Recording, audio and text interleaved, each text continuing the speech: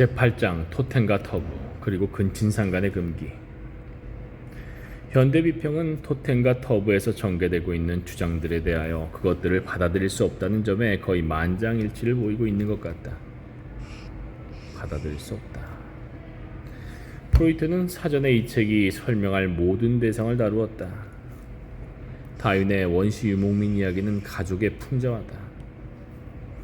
지배적인 남성의 성적 독점은 미래의 근친상간 금기와 이미 동시에 존재하고 있었다.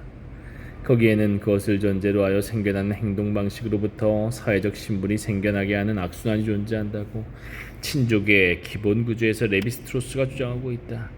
이런 반박들은 이 작품의 직접적인 내용과 그 큰 줄거리에는 들어맞는다. 그러나 토템과 터부에는 이 정의를 벗어나는 것이 있다.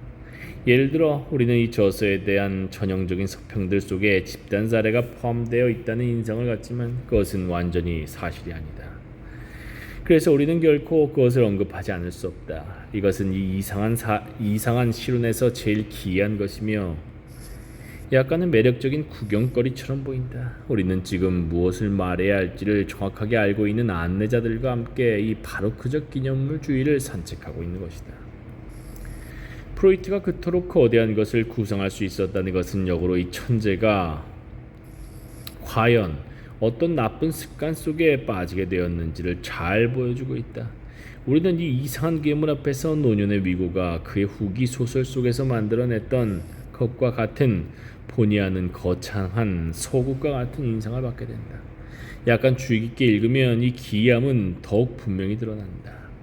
여기에는 분명 사례가 있다. 그러나 그것은 적어도 분명 소용되어야 하는 데에는 정작 아무런 소용이 안 되고 있다. 사례. 만일 이 책이 성적 금기의 기원을 목적으로 한 것이라면 사례는 프로이트에게 아무런 소용도 없으며 오히려 그에게 어려움만을 줄 것이다. 사실 사례가 없다면 우리는 엄한 아버지가 젊은 남성들에게 과하는 성적인 절제로부터 아무런 단절 없이 정말 문화적인 금기로 쉽게 옮겨갈 수 있을 것이다. 그런데 사례가 이 연속성을 단절하고 있다. 프로이트는 그다지 확신도 없으면서 이 틈을 메우려고 애쓰지만 그의 최종 생각은 예상보다 훨씬 더 복잡해진다. 따라서 사례는 쉬운 문제가 아니다. 즉 그것은 문제를 추스리기는커녕 흩뜨러뜨린다. 아버지의 독점으로부터 금기가 나온다는 가정은 프로이트적인 것이 거의 아니며 프로이트 특유의 것은 더더욱 아니다.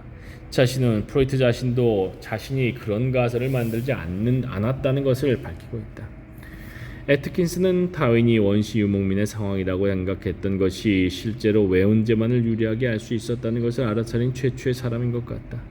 추방된 사람들, 아버지에 의해 쫓겨난 젊은 남성들은 제각기 유사한 유목민 집단을 만들 수 있었는데 그 집단 내부에서의 성관계의 금지는 우두머리의 질투에 의해 유지되었다.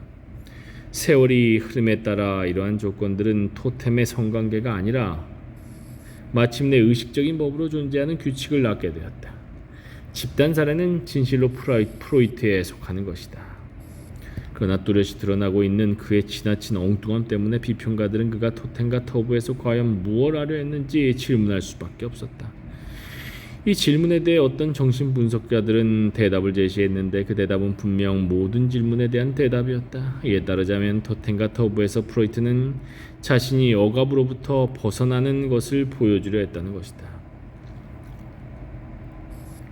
이 말은 충분히 예상된 대답이기도 하지만 또한 프로이트 자신만을 문제 삼고 있기 때문에 예기치 못한 대답이기도 하다.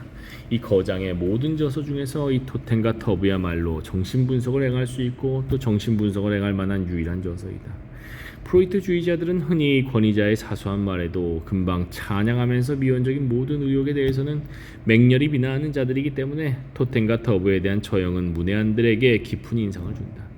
다시 말해 이 책이 그러한 취급을 받는 걸 보고 사람들은 이 책이 정말로 지독한 것이라고 생각하게 된다.